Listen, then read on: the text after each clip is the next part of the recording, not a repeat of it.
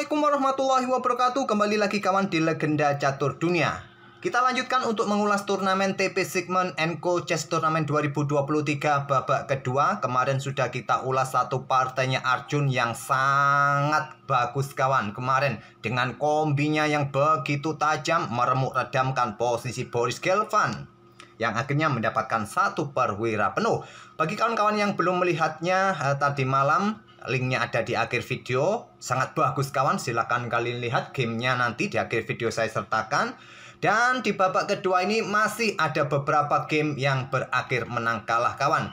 Tapi di babak kedua ini Arjun Erigaisi ini kalah oleh Nils Grandelius. Dan Gukes mendapatkan kemenangan kembali kawan berhadapan dengan Vincent Kemmer. Kemudian Abhimanyu Mishra mendapatkan kemenangan pertamanya setelah kemarin bermain remis kawan. Dan juga ada Peter Schwittler yang mengalahkan Boris Gelfand. Sementara klasemen sampai babak kedua ini tentu saja dipimpin oleh Gukes sendirian dengan 2 poin penuh.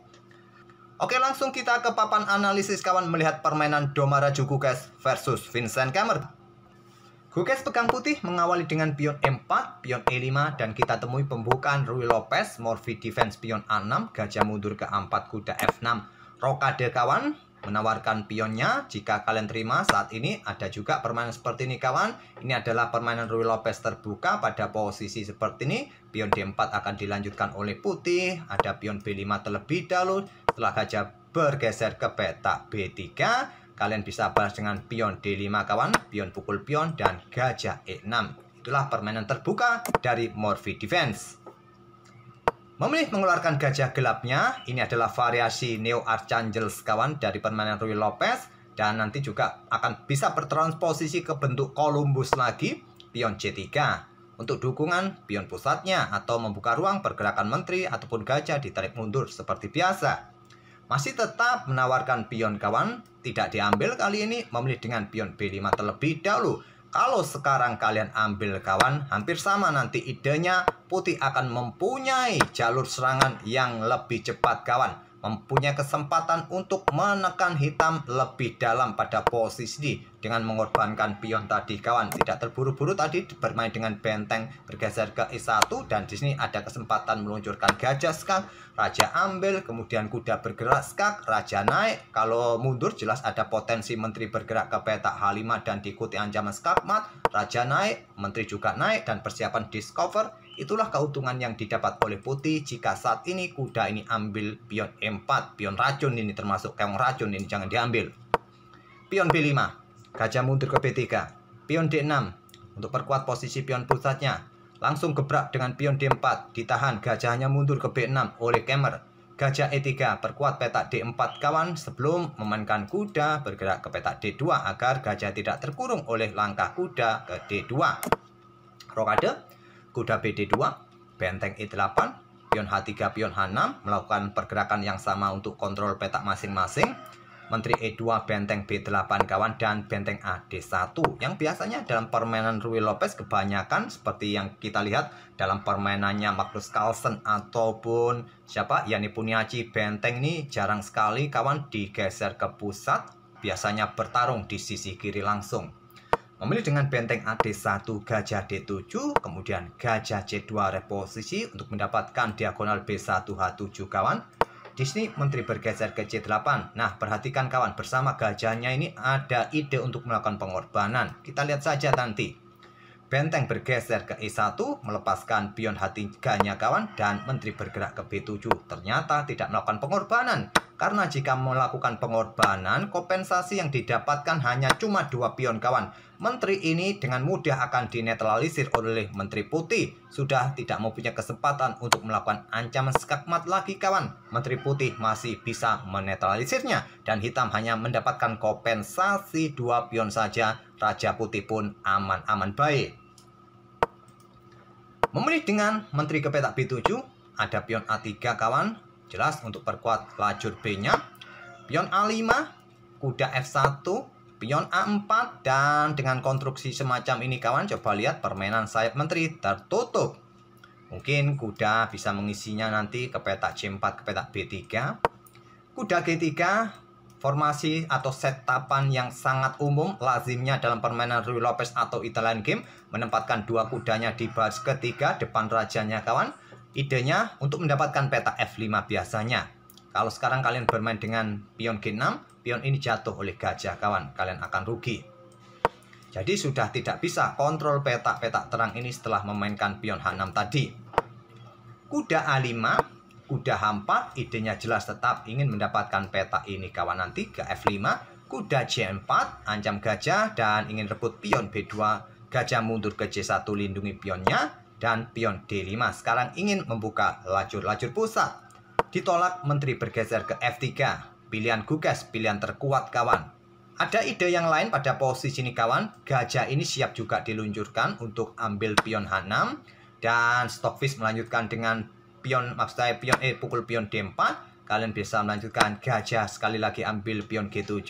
Raja ambil gajah G7. Kalian bisa melakukan skak di sini, disikat oleh kuda, diambil balik oleh menteri, dan coba lihat ada benteng yang siap juga diangkat naik. Posisi raja hitam tidak nyaman kawan. Posisinya sangat terbuka.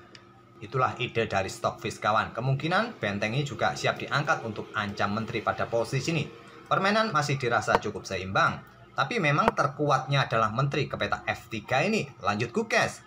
Di sini Stockfish menyarankan membuka lajur E kawan dengan pion E pukul pion D4. Setelah pion C pukul balik pion D4. Kuda bisa ambil pion E4. Disikat oleh kuda, diambil balik oleh pion C, ambil balik oleh gajah. Menteri akan bergeser ke peta A7. Dan di sini Stockfish menyarankan meluncurkan gajah ini untuk sikat pion ini kawan, atau bergerak ke peta F5 dengan kuda atau gajah terang ke F5 menantang pertukaran. Tapi di sini Kemmer memilih langkah yang sangat beresiko kawan, mengaktifkan kudanya mundur ke D6 untuk backup pertarungan di peta E4 agar nanti tidak ada gajah untuk ancam menteri di diagonal ini. Langkah blunder ternyata, dan dimanfaatkan oleh Guges meluncurkan rudal jarak jauhnya ambil pion H6 mengorbankan gajahnya. Tentu jika diambil oleh pion, kuda ini jatuh juga kawan, dan potensi ancaman skakmat lebih besar nanti. Dengan dua kudanya bergerak ke peta F4 ini cukup berbahaya. Benteng juga siap diangkat naik untuk memberikan dukungan bagi menterinya.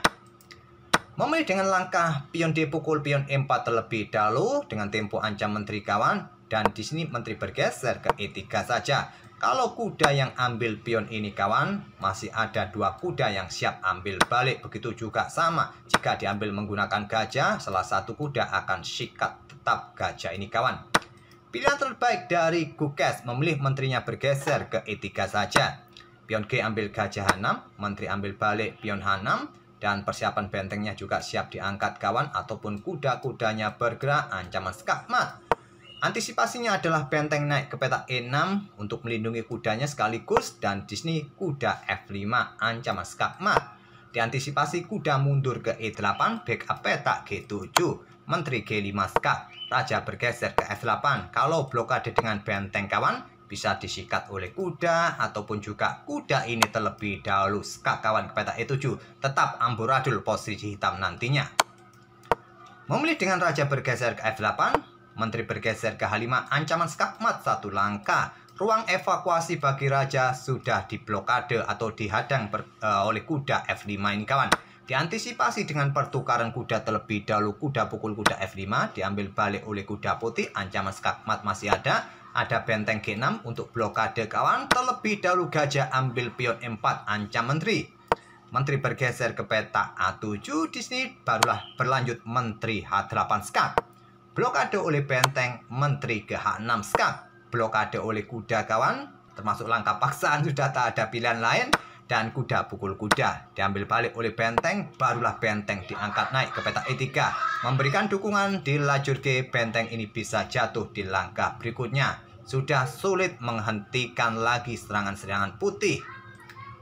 Di sini kawan, Stockfish menyarankan gajah ini ambil pion D4 kawan pada posisi ini. Tapi juga tidak terlalu kuat, tidak bisa menghentikan benteng bisa bergeser, atau menteri ini melakukan skak, benteng ini juga jatuh, ataupun ambil gajah ini terlebih dahulu. Idenya seperti ini kawan, menteri akan bergerak ke peta B6 untuk menantang pertukaran menteri di sini. Tentu menteri akan bergerak ke peta H8 skak setelah raja bergeser kawan, ataupun blokade dengan benteng sekali lagi. bisa ke petak H5 di sini kawan. Itulah ide pengorbanan gajah di petak D4. Tapi Kemmer memilih dengan blokade dengan gajah G4 kawan. Idenya diambil oleh pion dan lajur G akan terblokade oleh pionnya sendiri. Itulah maksudnya. Tapi di sini benteng G3 terlebih dahulu, percuma juga gajah ini jatuh, benteng ini juga jatuh, dan gajah ambil pion D4. Pilihan terlambat, benteng ambil gajah G4 membuat Kemmer menyerah di langkah ke-35. Ancaman skakmat masih jauh kawan. Kalau Stockfish menyarankan menteri ini bergerak untuk menantang pertukaran menteri, simple kalian ambil benteng di sini, raja bergeser ke petak E7 dan kalian lanjutkan pion ambil gajah. Sudah habis para perwira hitam, tak perlu kita lanjutkan lagi.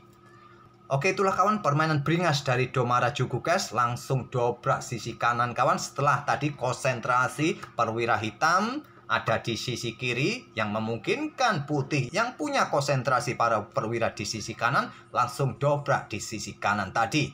Semoga permainan dari Gukes tadi dan kemarin Arjun videonya ada di sini kawan, bisa kalian lihat bagaimana Arjun punya kombinasi yang sangat brutal juga untuk mendapatkan satu perwira penuh. Kita akan bertemu di video-video berikutnya kawan. Terima kasih. Wassalamualaikum warahmatullahi wabarakatuh.